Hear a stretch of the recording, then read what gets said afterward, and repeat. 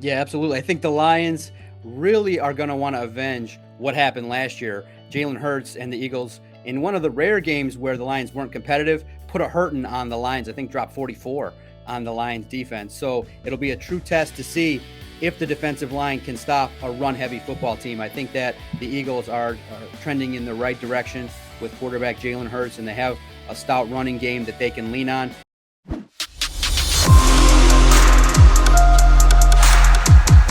Malji and Brian, and big shout out to all the chat room people. Big shout out to our next guest, John Maakaron from the All Lions on Sports Illustrated, joining us now here on the Football Playbook. There he is, Johnny boy. How are you today, brother? I'm awesome, man. Congrats on the show. I'm looking forward always to talking football with you. Really, you said you want to light up the chat. I'll take the challenge, man. I think that when you have great guests and you have great chat, you got yourself a great show. And Rick, man, I can't wait to talk anything and all things football, especially the Detroit Lions. I love talking football with you because you bring the energy, you bring the passion, you bring the fire. And hey, the Lions and Eagles are matching up week 1 here. We're going to get into all that. But before we do, make sure you follow John, by the way, at Detroit Podcast. Want to get that in there. He's doing great things at All Lions on the SI Network. We'll get to that in just a second. But hey, I'm still playing catch up on Hard Knocks. I saw the first 2 episodes. Got to make up some time here. But who doesn't love them some Dan Campbell? I mean, are you drinking the Kool-Aid here, Johnny? Yeah, absolutely. Dan Campbell is quite the personality change from our previous head coach in Matt Patricia, who was very stern, really dry with the media, really tough to decipher anything that he was trying to deliver. Dan Campbell, quite frankly, just as a real head coach, what you see is what you get. And for those of you in the chat watching Hard Knocks, checking in as to what the Lions are about, all you got to do is really go back and find Dan Campbell's introductory media session where he's talking about kneecaps, trying to set the tone for a Detroit Lions football team that has basically been in the dweller of the National Football League. And so in his second year, he's got a lot going on in terms of trying to really pick up things for the organization after a 3-win year. So when you watch Hard Knocks, obviously they're focusing a lot on Dan Campbell, his speeches, and I think that the Lions, the organization, the media, the fans, they've really taken to somebody that really just comes across as a real head coach, a real person. And for a media member, it's great because when you ask questions, he'll punt when he needs to, but when he needs to give information, he definitely is willing to be frank and honest. And that's all you can ask for, is a real head coach that can potentially start to lift the tides and the fortunes of the Detroit Lions. No shortage of sound bites there for the Detroit media when Dan Campbell comes to the podium for sure. But I like the pieces in play. I like what Chris Spielman has done in terms of just surrounding himself with real football people. And, you know, they weren't they weren't shied away by taking a guy like Jamison Williams, who they thought was the best wide receiver in the draft, even if he misses the first half of the season. But Amon-Ra St. Brown, good friend of the show, I mean, one of the best playmaking wideouts down the stretch of last season, in my opinion. And DeAndre Swift has got all the potential in the world. But I think they hit a home run on this Aidan Hutchinson. Say what you want about Trayvon Walker, I think this might be the best thing that's happened to the Detroit Lions in a long time. Yeah, you're looking for an identity. And Brad Holmes, Chris Spielman in the front office, they definitely want to kind of build a culture with the Detroit Lions. I think that obviously when you look to build a football team, you want to build in the trenches. And that's what general manager Brad Holmes set out to do in his first NFL draft last year, picking up Penei Sewell, working to pick up a couple players along the defensive line. And then this year, using high draft picks again on a couple more defensive linemen. I think that having Aidan Hutchinson fall into the lap of the Detroit Lions, really, you know, a hometown kid that played his college football at the University of Michigan, coming off of one of their best seasons, really all bodes well for the Detroit Lions. And then what we got to see this year all throughout training camp is a player that is ready, a true pro already, ingratiated himself to the coaching staff, the members of the roster, and everybody that got a chance to see the early episode of Hard Knocks, a little bit of personality too. I mean, it takes a lot of guts, a lot of gumption to stand up in front of a room of egomaniacs and football players and being able to deliver a song like Billie Jean, Michael Jackson in front of a group of men like that and perform, I think that you have a character in Aidan Hutchinson that I hope that he can deliver out on the football field, especially in regards to fixing and resolving an area that the Lions have struggled for the past few years in terms of the pass rush. If he can be part of the solution along with some other members that have emerged, like Charles Harris, Austin Bryant, then the Detroit Lions defense, which struggled really, Rick, last year, their metrics in a lot of defensive categories were really, really poor. So you now have Aidan Hutchinson potentially anchoring a defensive line. A lot of people are excited about his potential. Yeah, Billie Jean, you mentioned Michael Jackson, and would have been 64 today, his birthday. Oh, by the way, John Maakaron here on the Football Playbook show. Oh, by the way, following our guy, Alan Poupart, part of the Sports Illustrated Familia here. Make sure you go check out at Detroit's podcast. And what's the website domain, John? Yep, absolutely. You can visit. We definitely cover all things regarding the Detroit Lions. If you're a big fan of Michigan and Aidan Hutchinson, check out si.com/NFL/Lions. And we definitely cover all angles of the Detroit Lions, including podcasts, videos, analysis. And now at this point in the season, lots of projections regarding who's going to make the Lions 53-man roster.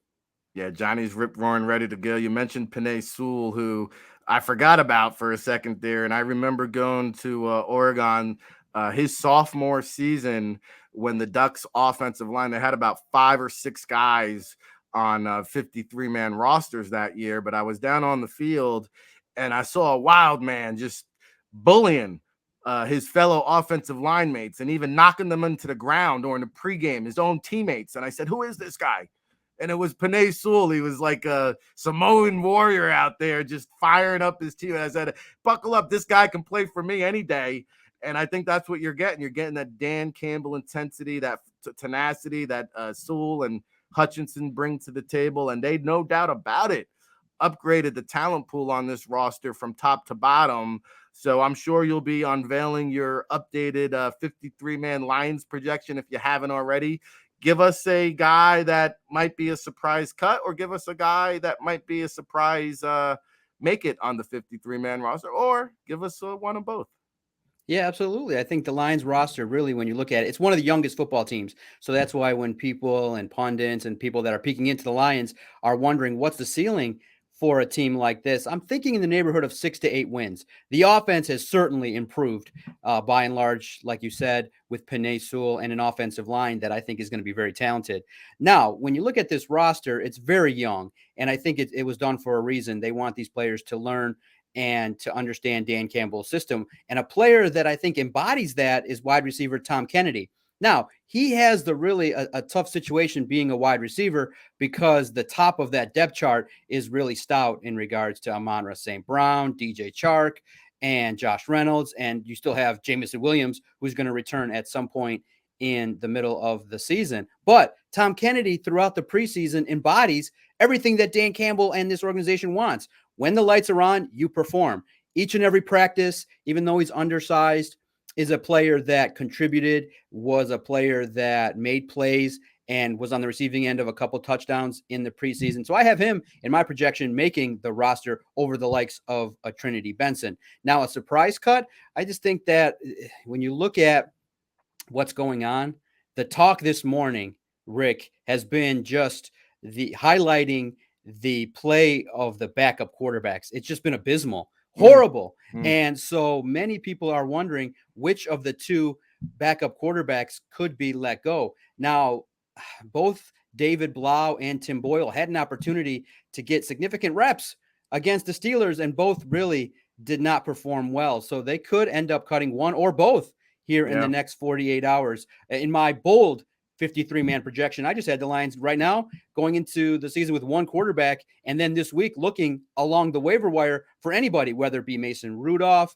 whether it be White out there with the Jets. I just think that the Lions, if they really are speaking the truth regarding players earning their way on the roster, David Blau and Tim Boyle did not do enough to earn a spot. So in my bold 53-man roster prediction at all Lions, I have the Lions cutting both backups and trying to figure out, going back to the drawing board, trying to figure out what to do at that backup spot, because if anything happens to Jared Goff, the Lions season is going to tank because the two backups will not give anybody confidence that they can make plays or win football games.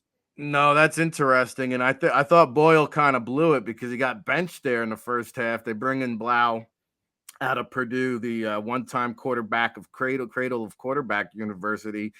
Wow. That's interesting there with the quarterback.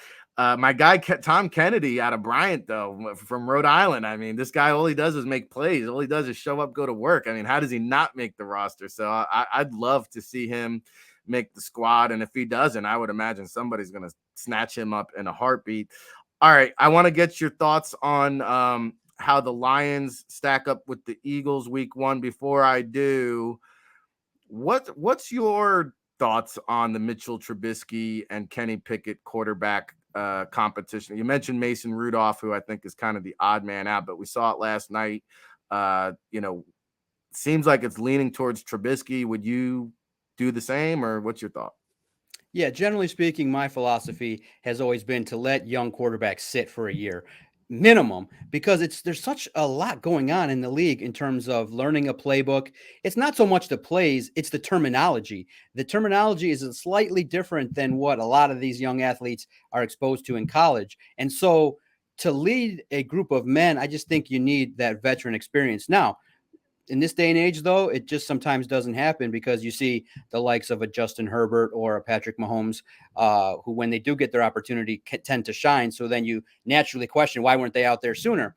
But me personally, I love the Aaron Rodgers philosophy. Sit behind an experienced veteran, learn the ropes, how to read defenses, kind of have the first couple years not having the massive pressure. Because look, especially now hosting an NFL show, talking NFL, looking at everything going on, the NFL is quick to judge. And if you don't come out right away and perform at a supremely high level, they're quick to replace you.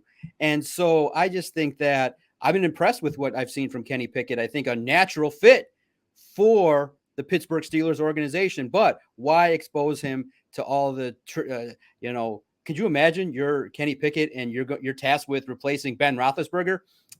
That might be a little bit of a tall climb. So I would start Mitchell Trubisky and see how he does the first 6 or 7 games.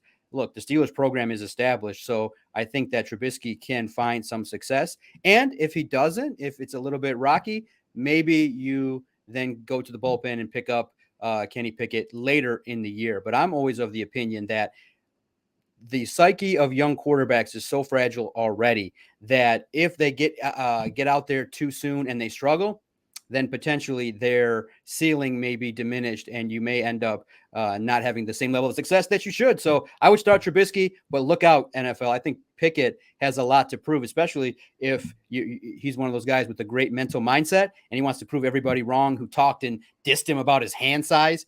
I think that Pickett might be one of those guys that you want to pay attention to down the road in a couple of years. No doubt. Pickett's a gamer. He was training down here in Jersey at the Test Football Academy leading up to the draft. Had a chance to chop it up with him, the Jersey Shore native. And I just love the energy that the teammates rally around this guy. I think he's going to be the real deal. I'm excited for what Kenny Pickett brings. I'm excited for the week 1 matchup between the Lions and Eagles because I got to be honest, John, I think it's tough sledding for the Lions to do more than double their win total. Where they're 3-13. I think anything more than 5 or 6 wins is going to be an uphill climb, but they have all the pieces in place except for the quarterback, like you mentioned. The offensive line, you could argue they're right up there. The Eagles, everybody touts the Eagles as the best offensive line in the league. The Detroit Lions might have something to say about that, but give us kind of your preview. How do the Lions stack up with the Eagles here, and quick prediction? Yeah, absolutely. I think the Lions really are going to want to avenge what happened last year. Jalen Hurts and the Eagles, in one of the rare games where the Lions weren't competitive, put a hurting on the Lions. I think dropped 44 on the Lions defense. So it'll be a true test to see if the defensive line can stop a run-heavy football team. I think that the Eagles are trending in the right direction with quarterback Jalen Hurts, and they have a stout running game that they can lean on. So that'll be their early calling card. They want to see if they can run the football against Detroit's defensive line. And let's see if the Lions can answer the bell. The difference here is I think the game will be much more competitive. I think that being it's the season opener, all the hype and pomp and circumstance surrounding the opener, the season opener, I think the Lions offense is primed and ready to go. The key for the Lions is going to be DeAndre Swift. If he can be explosive, if he can, early in the game, help the Lions maybe get out to a lead, play out in front, that might play a little bit more to the Lions' strengths. But if the Eagles come in and their offense rolls like they did last year, it's going to be tough sledding. I think it's going to be a close game, but I agree. I think Philly leaves this one with a very close win in the neighborhood of like 30-27 late, because the Lions, until they show that they can make the critical play in the regular season late, then you have to assume that a young football team will make the one mistake that might be just too much to overcome. I like what they're doing in Philly. I love the tight end situation. I love the development of Jalen Hurts. He's mobile, so that always presents a problem for a Lions defense. So I think it's going to be a loss, but I hope that for the sake of Detroit and their supporters that it's a close contest, because if it's another blowout, it's going to be a little bit of talk about what's going on with Dan Campbell, and is he really motivating this young team?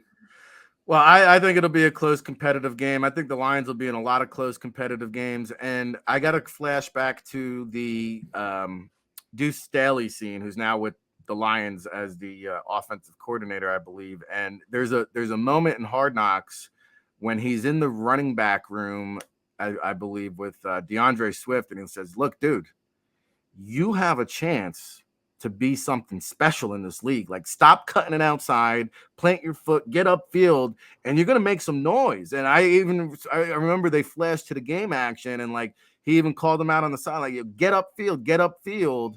So is this the year DeAndre Swift turns the quarter and becomes that? Because Jamal Williams seems like he runs much harder. Yeah, Deuce Staley's the running backs coach. Detroit has a new offensive coordinator in Ben Johnson. So we've yet to see the full range of this offense. It looks to be more explosive, but absolutely. DeAndre Swift came out and told us at training camp that his goals are high. He wants to become one of the rare running backs to secure both 1,000 yards rushing and 1,000 yards receiving this year. And the key for Swift is going to be staying healthy.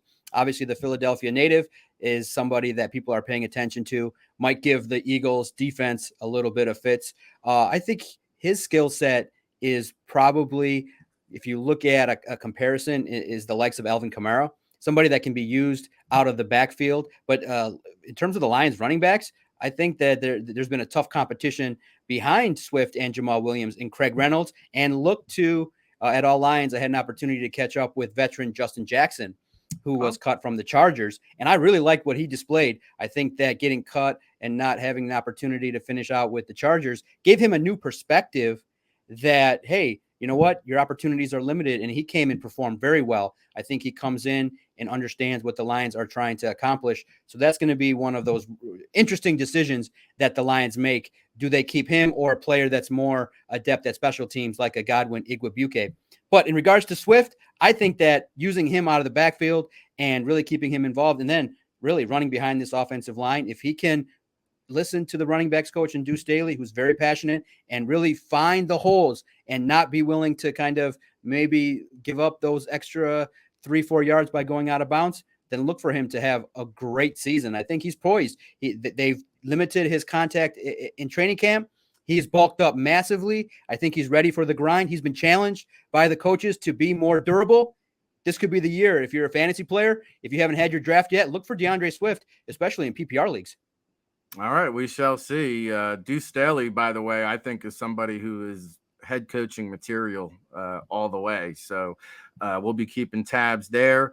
You'll be keeping tabs on the Lions over on SI.com. What do you got cooking good looking for the people at home on the website?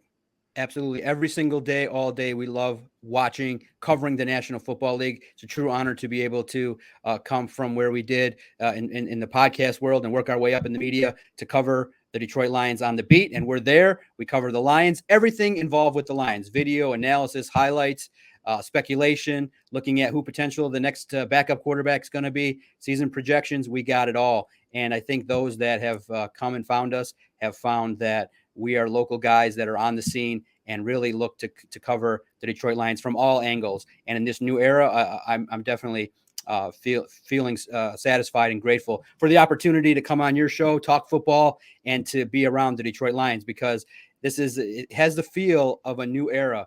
And if Dan Campbell and the young coaching staff that are comprised of a lot of former NFL players, then maybe we can have some success similar to the Philadelphia Eagles. If that can be the case, we'll take it here in Detroit. One playoff victory since 1991. We're starving here in Detroit, and we're looking for success. And hopefully, when the tides turn, you guys follow us at All Lions.